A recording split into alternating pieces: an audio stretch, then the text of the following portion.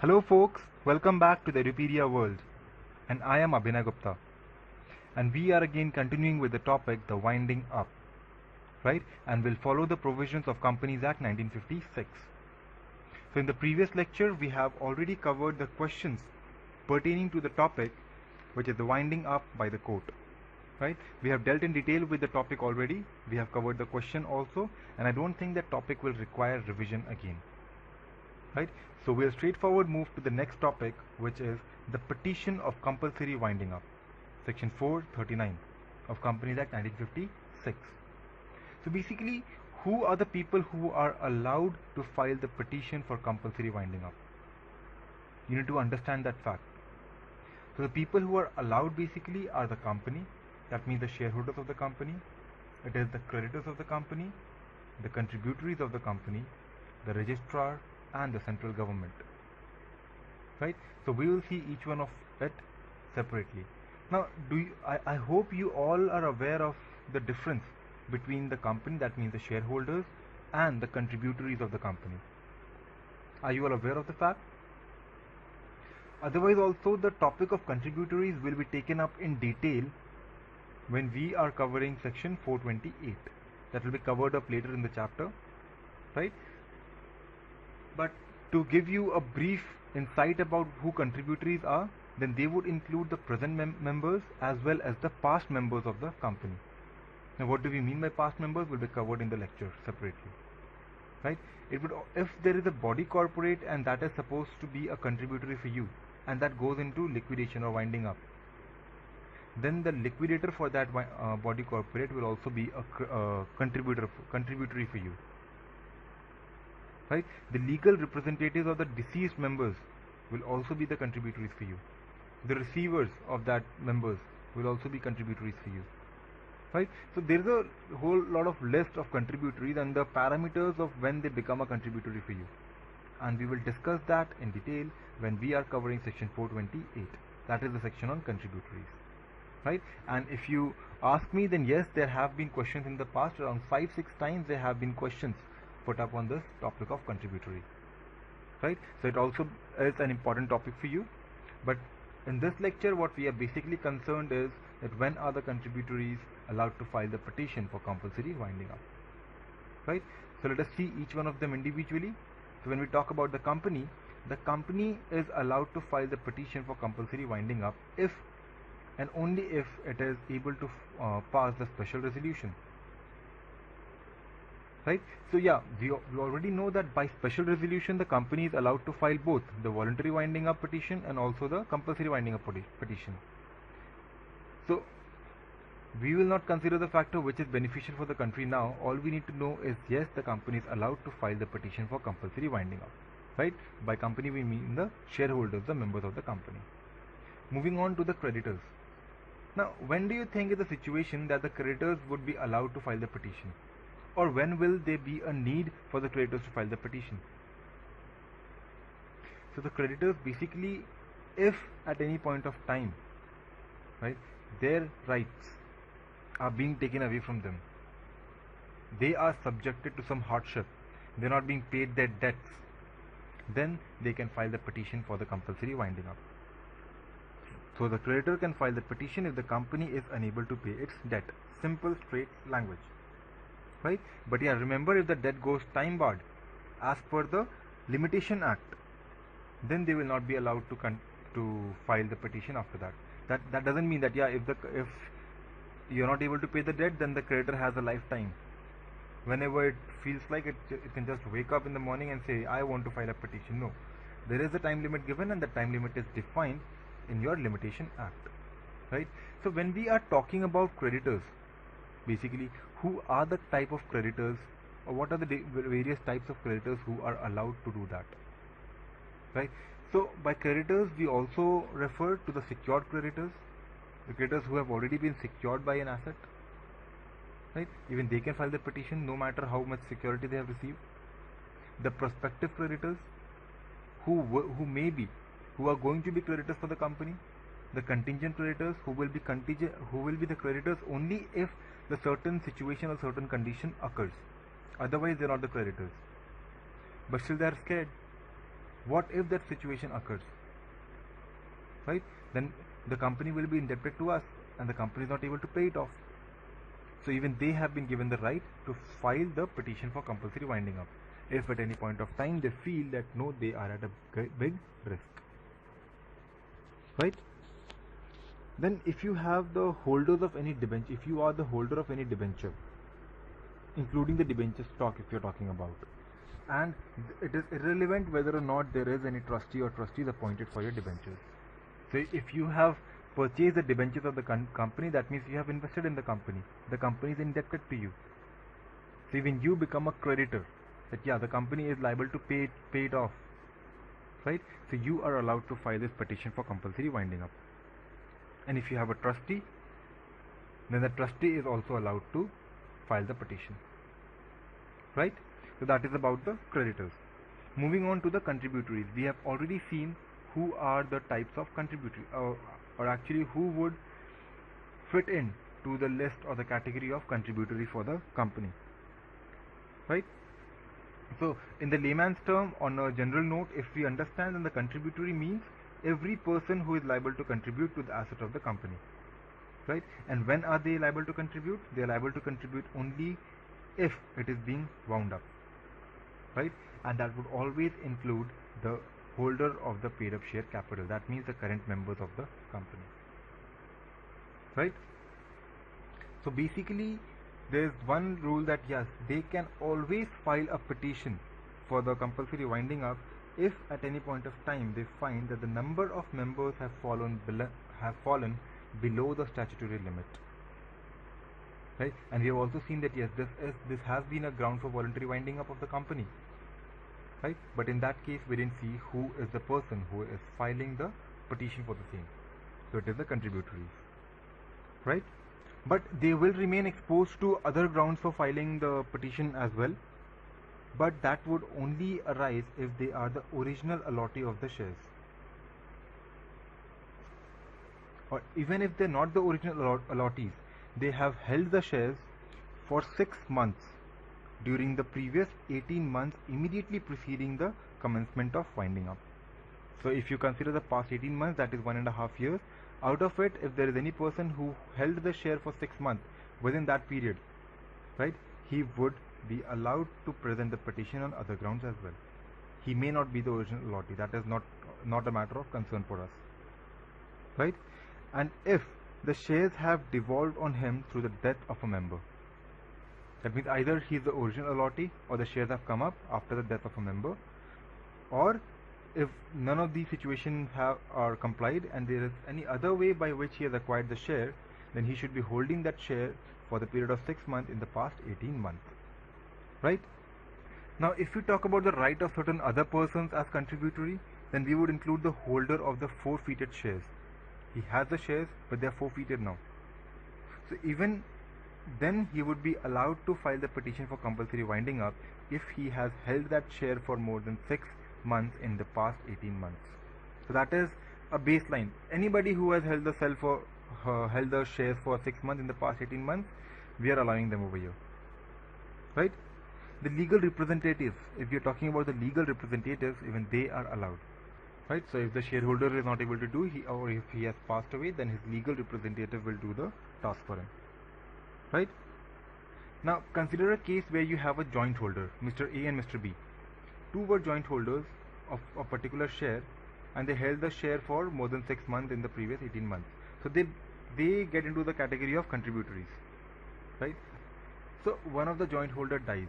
So in that case, do you go to the legal representative? Do you give the authority to the legal representative in that case as well? The answer is no.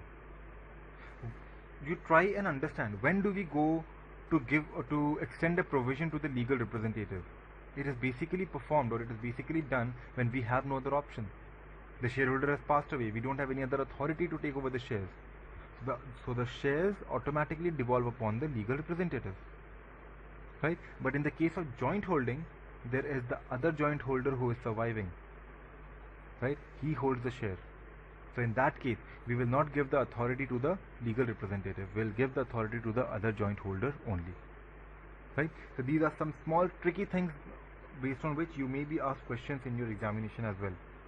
right? So you need to be clear with these terms, right? Next we have the registrar. So when we're talking about the registrar, there are many grounds on which the registrar can file a petition for compulsory winding up, right? So in Cognate, if we talk about it, there are 5 grounds. What are they? So if there's a default, right, a default made in filing the statutory report or holding the statutory meeting.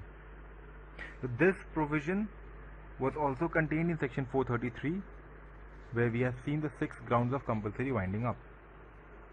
So if there is a default in statutory report and statutory meeting, then who files the petition? It is the registrar, right? Second, if the company does not commence business within 1 year or suspends the business for 1 year. Again, if you refer to the same section 433, we had the same provision over there.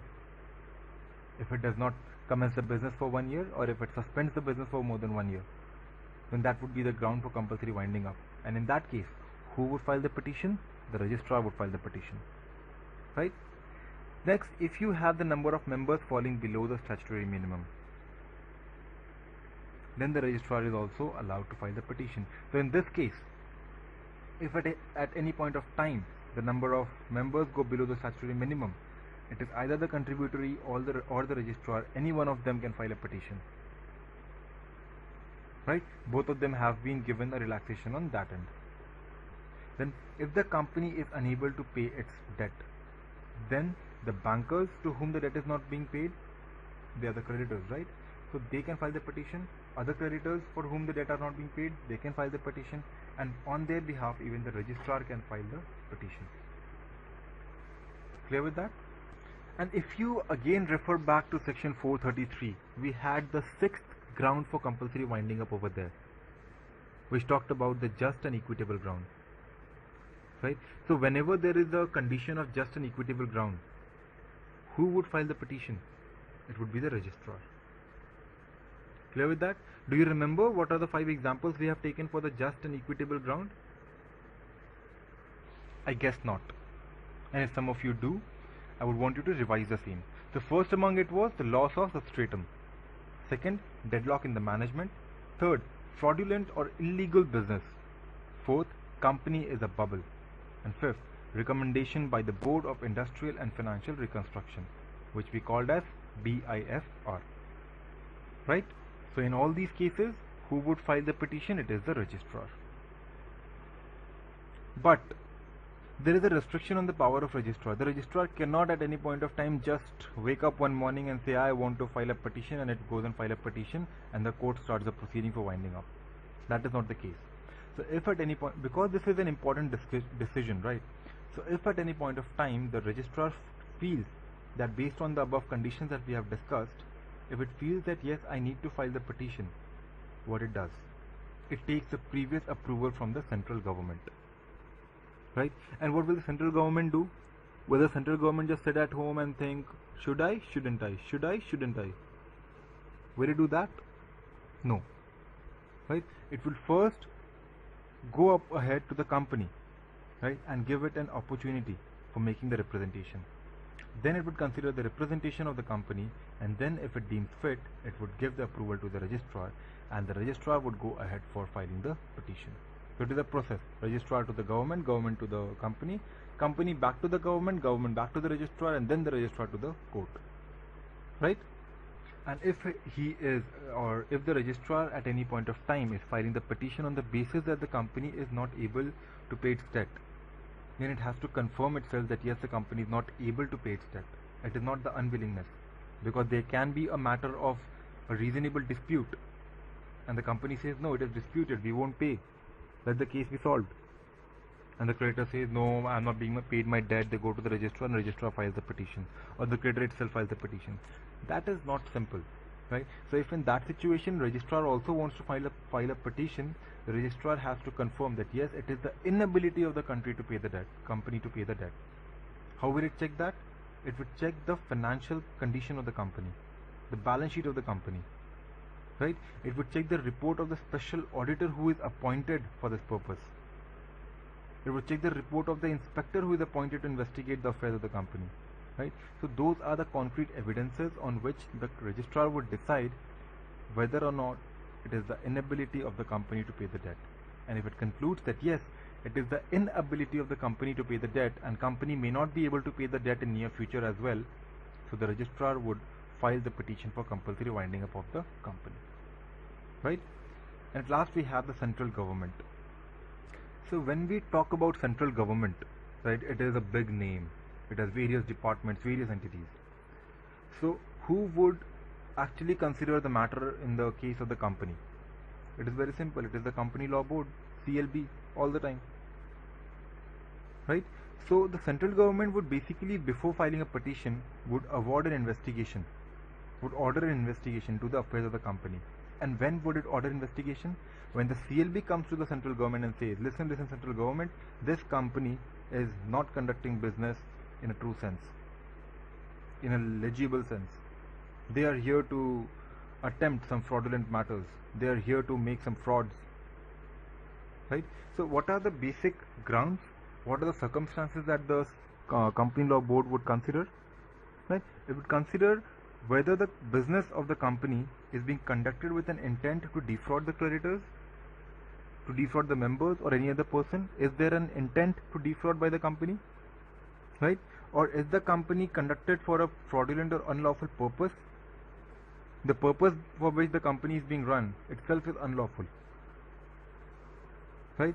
Or if the manner of its conduct of the business is oppressive to its members. Right? Then we would consider that yes, this company is not conducting its business in a cognate sense, in a true sense.